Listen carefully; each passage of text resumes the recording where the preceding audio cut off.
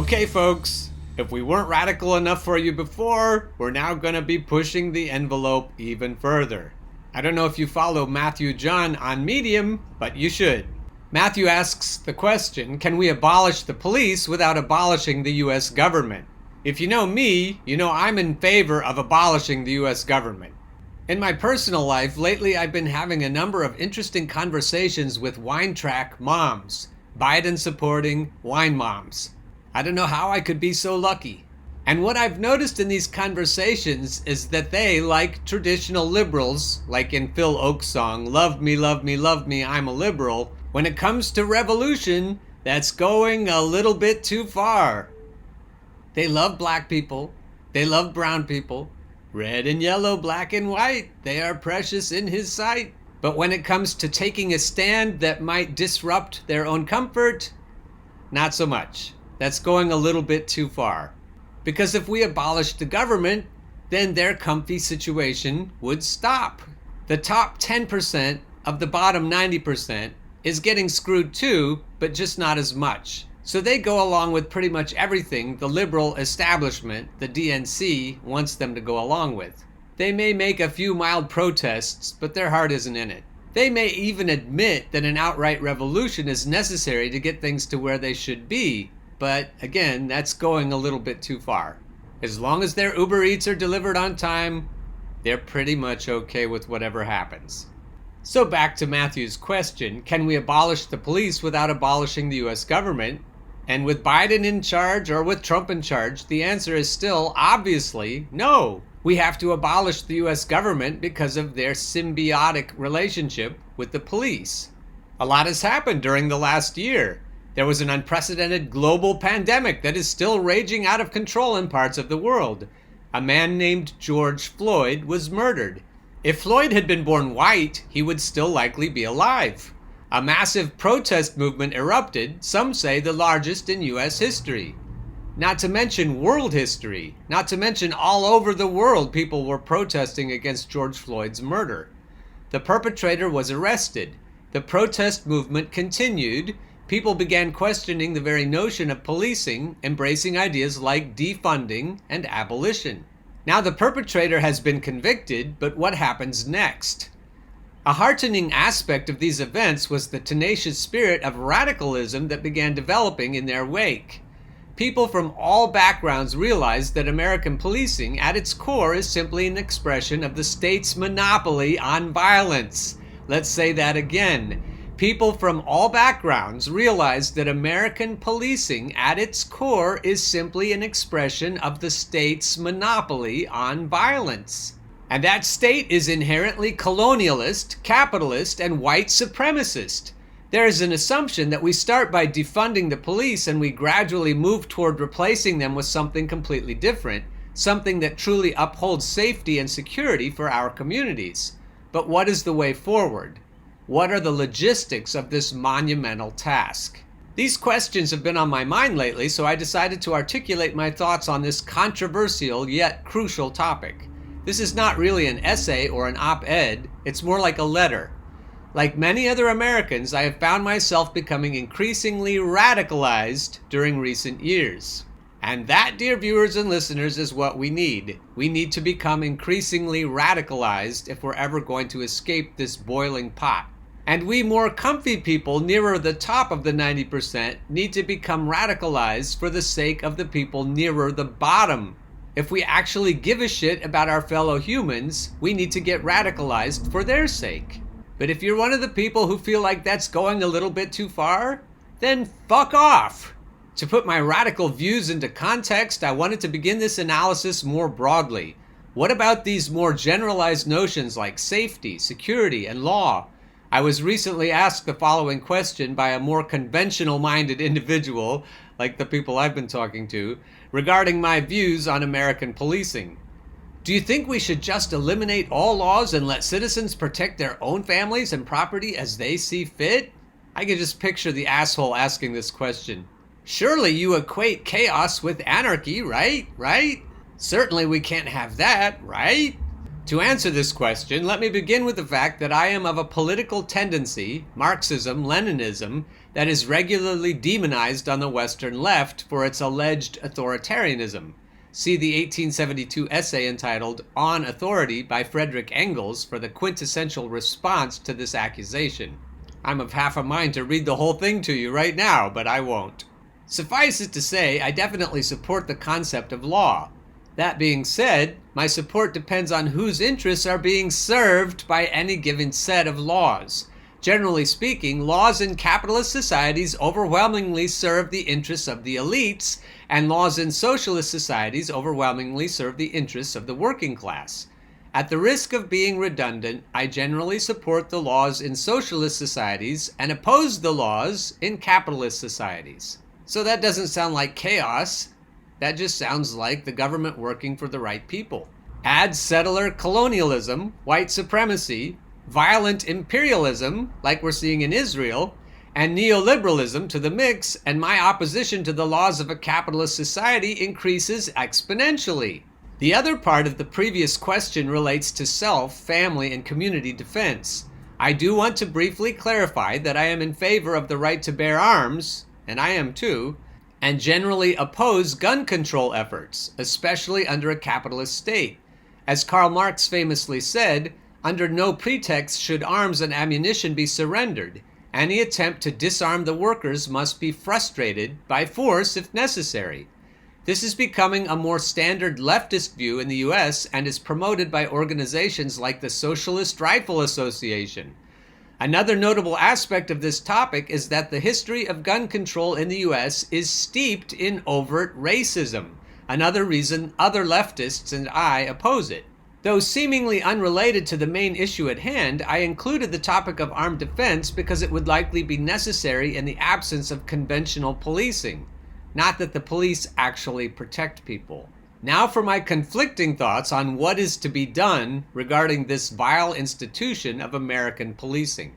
While I don't believe it is possible to reform the US government or American policing to the extent that these institutions would serve the interests of the people, I do generally support some of the recent efforts to reallocate local resources away from policing and toward efforts to improve the standard of living for poor and marginalized people, though this could be partially thwarted by President Biden's proposed $300 million in funding for police departments nationwide. For instance, in my city, Austin, Texas, the city council voted to cut $20 million from the police budget and reallocate those funds toward, among other public health initiatives, housing currently or formerly unhoused people in hotels and providing them with essential services. Since I believe housing and other necessities should be decommodified and provided to everyone, I obviously see this as a positive development. City Council member Greg Kassar explained, "Cities that have stepped up and tried to reallocate police budgets have faced backlash, usually driven by misinformation, for the past few months." That's the narrative management that Caitlin Johnstone mentions. She's constantly talking about how narratives are manipulated by the media so that we believe what they tell us to believe. So this misinformation Kassar is talking about is from our media that are paid for by our oligarchs. So that's the backlash usually driven by misinformation for the past few months. But I believe in the next few months, cities that reallocated police funds can start showing results, can start showing what cities can do when we reduce police overspending. It's only possible if we keep rethinking our priorities instead of continuing to overinvest in policing. Since all previous efforts at police reform have failed, many Americans feel that policing as we know it must be abolished and the entire concept revisited. Defunding local police departments, as mentioned above, is sometimes seen as a step in this direction. An entirely new approach, likely involving several different professions, would theoretically replace conventional policing. For instance, a city employee doesn't need a gun to issue traffic citations or respond to noise complaints. Those could easily be separate jobs from policing.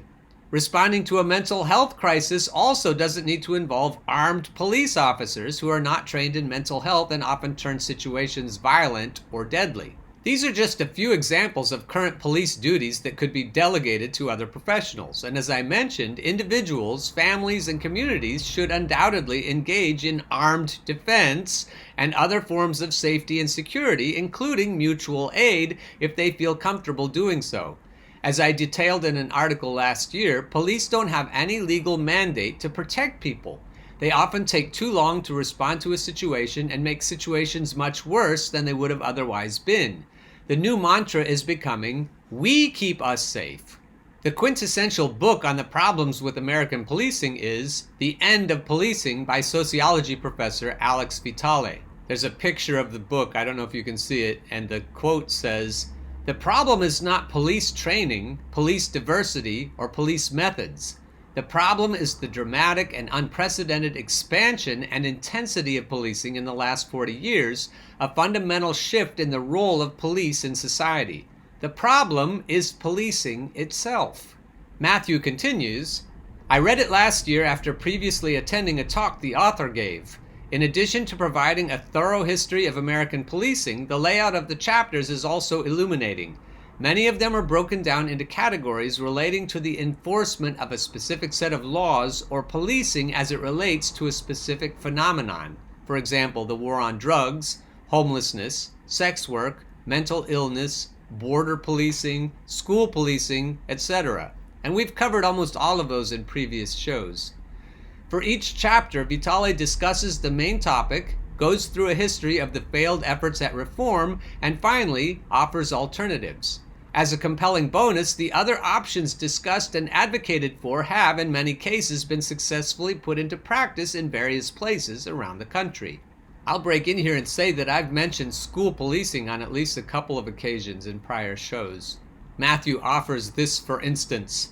The alternative section of the school policing chapter of the book begins with, "A task force in New York found that schools with less punitive disciplinary systems were able to achieve a greater sense of safety for students, lower arrest and suspension rates, and fewer crimes, even in poor and high-crime neighborhoods.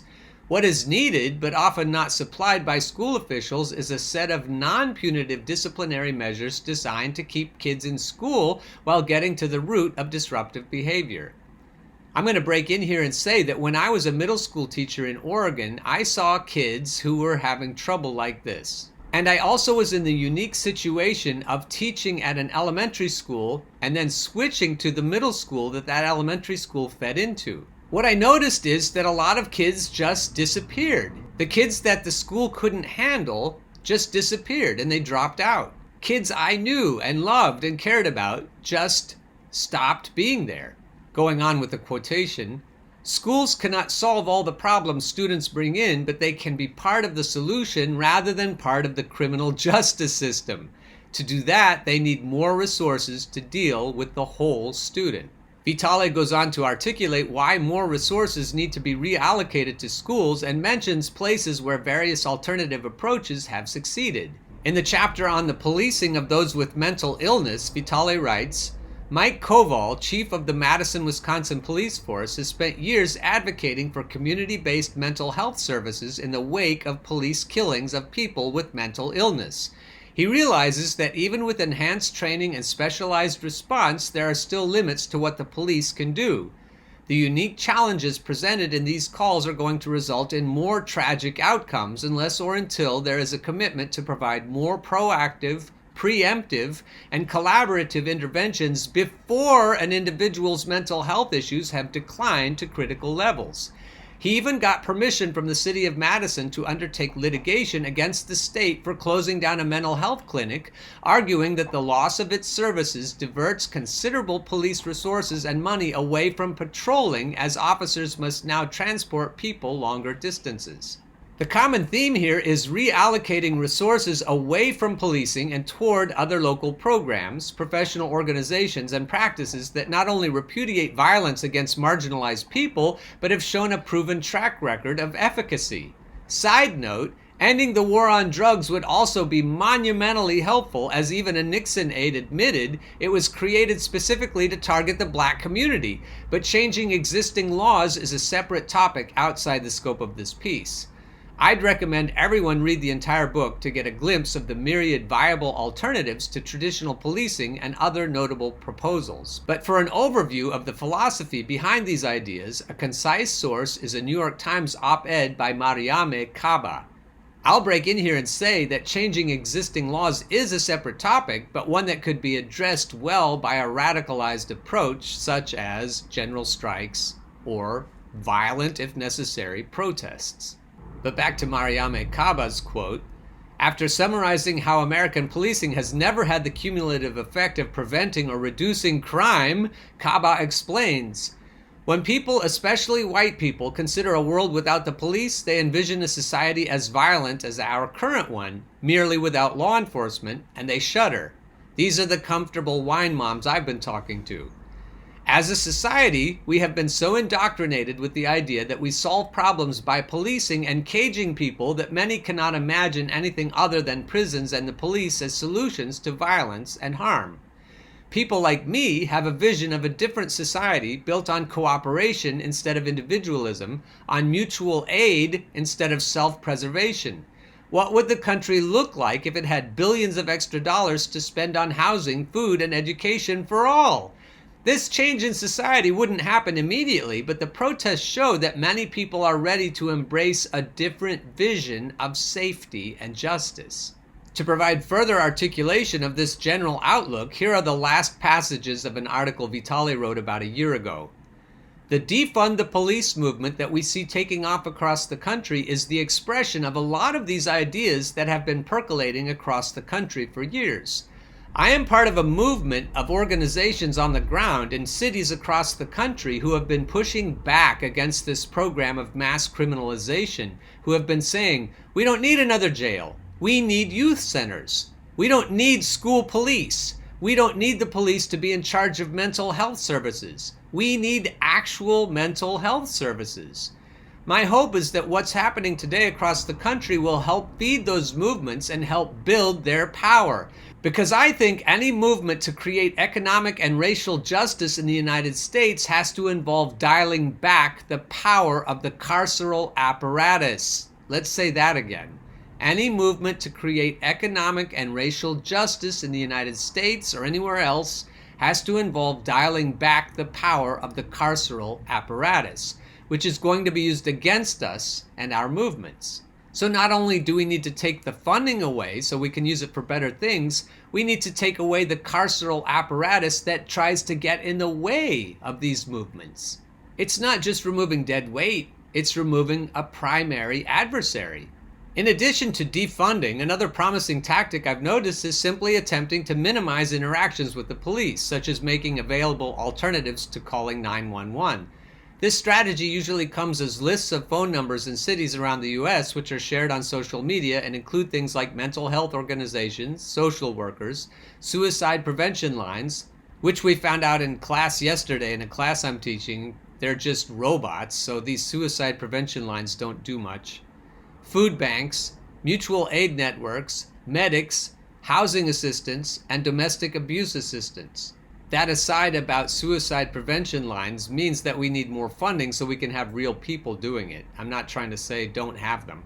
Another example is Democratic Socialists of America, brake light clinics, which feature DSA members replacing broken or dysfunctional brake lights free of charge in an attempt to prevent unwanted encounters with the police. Well, that's a nice gesture, I will say. That's all the DSA does is gesture. Going on, while I agree with the ideas and sentiments expressed by Kazar, Vitale, and Kaba, I also find myself slightly pessimistic, only slightly pessimistic, and skeptical at the prospect of these massive transformations.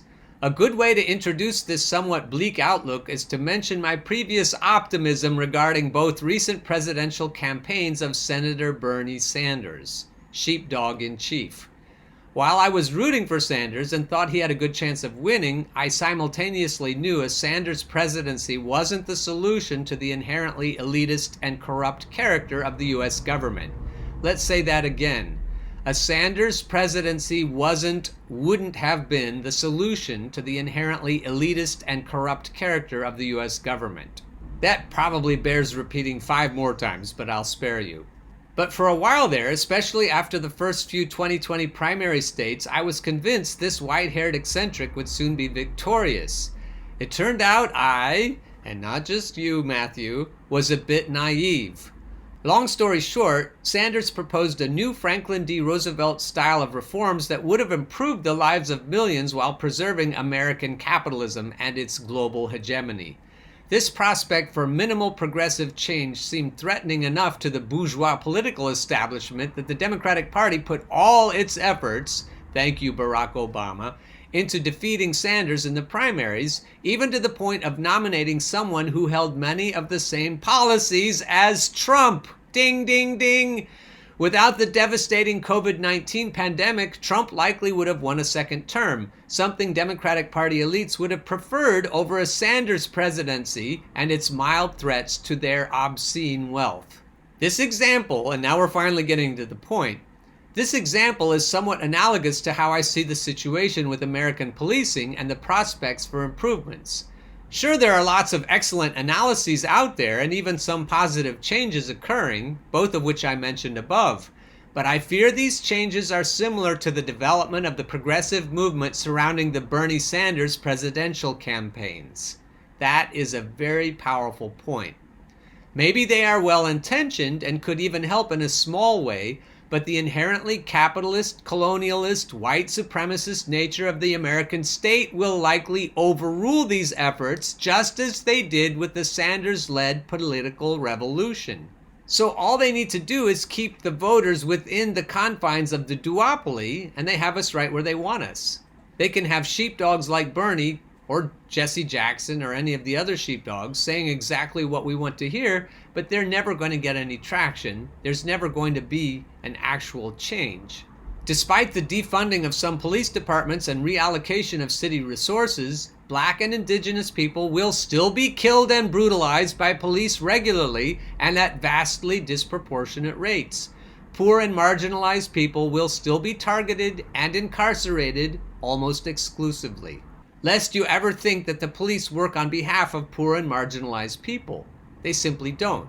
They work on behalf of the elites. They work on behalf of the machine, of the state. This brings me back to the FDR reference. The New Deal reforms significantly improved conditions in the United States. They were historic and could not have happened without a robust, militant, and well-organized labor movement. The New Deal was essentially a compromise between capitalist leaders and a largely socialist and communist labor movement, a settlement to prevent an actual revolution. Remember, this occurred only about a decade after the successful socialist revolution in Russia.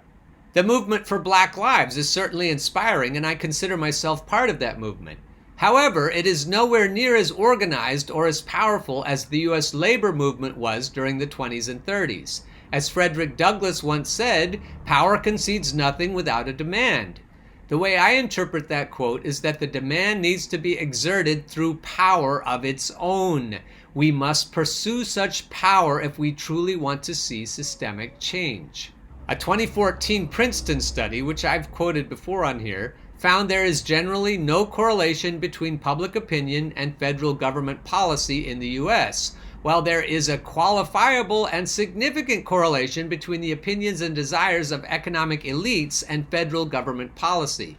The U.S. government has proven time and time again that it will pour billions of dollars into PR campaigns to make us think they're finally doing the right thing, only to maintain the status quo through austerity and violence once again.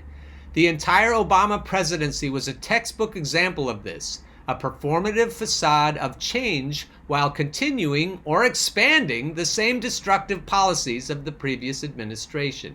My point here is that the American state's capitalist, colonialist, white supremacist character will remain operational unless challenged with power it cannot ignore. Police is simply the tangible embodiment of these characteristics, the hideous, violent, terroristic expression of capitalist state power in its unique American manifestation. This is how the U.S. government survives. If the police aren't sufficient for a given situation, the National Guard is called in to crush the will of the people. In the almost unimaginable event that American policing was abolished, the ruling class would simply deploy a private paramilitary force that would serve the same functions and utilize the same tactics as modern police departments, just as corporations do overseas. Listen, people, do you understand the ramifications of what I just said? And the almost unimaginable event that American policing was abolished, the ruling class would simply do what they're doing through a private paramilitary force. We're fucked either way, and black and brown people are certainly fucked either way. You can't just abolish the police. You've got to abolish the whole thing. Nothing resembling a revolutionary level of working class power currently exists in the United States. And you're exactly right about that, Matthew. I certainly hope to see that power develop and hope to be a part of it, but part of Marxism is having a grounded scientific analysis of the existing material conditions and an understanding of the historical trajectory of any given society. As I recently mentioned, it essentially took the largest mass movement in US history and an entire city being burned down, okay, slight hyperbole, to convict someone who was filmed flagrantly committing murder, not to mention someone who already had 18 complaints on his record before murdering George Floyd. Imagine what it would take to create a society in which human needs are met and everyone has the opportunity to thrive and live with dignity. If you see what I see, we have a long road ahead of us. In short, it seems that notions like defunding or abolishing the police, while helpful, are a bit naive if they don't include a revolutionary component. But the radicalism these ideas often accompany is a step in the right direction regardless. Though it might be taboo, though your YouTube channel might never receive funding, though it might be taboo, I have come to the realization that revolution, or at least immense multiracial working class power that is capable of making demands, is the only way to truly address the ubiquitous state terror that people of color and other marginalized groups face in this country. Despite the rapid spread of radical ideas, many are still likely wary of the notion of a working class revolution. The comfy wine moms certainly are. I will therefore leave you with the radical words of the conventionally beloved Abraham Lincoln, who once said, "This country, with its institutions, belongs to the people who inhabit it. Whenever they grow weary of the existing government, they can exercise their constitutional right of amending it or exercise their revolutionary right to overthrow it." And to throw more gasoline on the fire, here's a quick article by Jared A. Brock, also on Medium. 90% of the world is stuck in a game they don't want to play. I mentioned the top 10% of the bottom 90%, and they were probably never going to come around, but this game is still their game that they're stuck in. Imagine you're given the option to play one of two games. Game number one. It's the year 2021. You will start out by sharing a few hundred acres with a close-knit, self-sufficient community of 150 people who know you intimately. They will teach you all the life skills you need for free.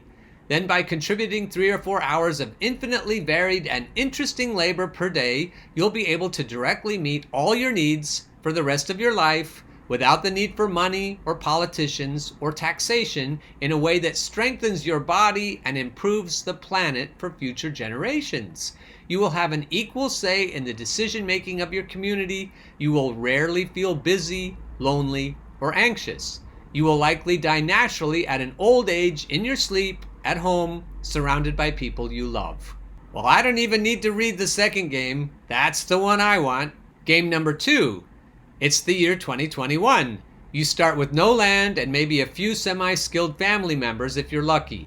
You'll then be expected to indebt yourself to the tune of hundreds of thousands of credit money points in order to acquire one specific skill that will allow you to accumulate more money points. You'll then be expected to indebt yourself to the tune of hundreds of thousands of credit money points in order to acquire one specific skill that will allow you to accumulate more money points. You'll then be expected to work for at least 40 years at one repetitive task you probably don't love, that wears down your body and doesn't exercise most of your potential. During this entire time, someone else, either a boss, shareholder, lender, and most often all three, will make money points off your time, talent, and hard work. Each year, your money points will be worth less than the year before, but the cost of everything you need, food, housing, clothes, heat, energy, transportation, will keep going up. I want to break in here and say I really like his use of the term credit money points, because that's all it is. It's just points. It's not tied to anything tangible. I used to play games in elementary school music where I would take a marker and make points on the chalkboard. I'd divide the kids into two teams back when we had chalkboards, and I did it with dry erase markers too. We had two teams and I would give points for correct answers. The kids would almost kill each other trying to get those points, which they would watch me erase at the end of each class. Dollars mean no more than those points on the dry erase board. Back to the story. In a few years, all your saved money points will become meaningless because they will be completely untethered from underlying usable value anyway. Worse still, you will have less autonomy, freedom, and control over your life each year as powerful elites bribe politicians to pass laws that advance their agenda and put you at a systemic disadvantage. With one exception, if you get lucky and find a way to exploit enough money points off of other people. Either way, you will suffer chronic busyness, loneliness, stress, anxiety, and hopelessness. This game will make you contribute to planetary collapse whether you like it or not, leaving far less real wealth for future generations, and there is a high likelihood you will die painfully in a plastic-clad hospital surrounded mostly by strangers, if you're surrounded by anyone at all, nearly a decade sooner than the game number 1 version of yourself. Which game would you choose? Frankly, your choice doesn't matter. You're stuck in game number 2. A few thousand families control the world. The top dozen control more than the bottom half. There are 7.9 plus billion of us, most of whom would be happy to live free of manipulated currency and corporate-sponsored politicians and unaccountable taxation in a self-sufficient community of friends and family, but pretty much only the happiest people on earth, monks and nuns, still do. We need to extrapolate our current trajectory. Where are we headed? Toward a world of indentured wage slaves and planetary collapse. What happens if we keep playing game number 2? There'll be no game left to play. To be sure, utopia doesn't exist. The word utopia literally means no place. But surely there's a place that's better than where game number 2 is taking us. Where is that place? How do we get there? It's simple, really. We need more people to start game number 1 communities. Yesterday. And if, as I suspect, we need to have a revolution first, let's roll up our sleeves and get that started.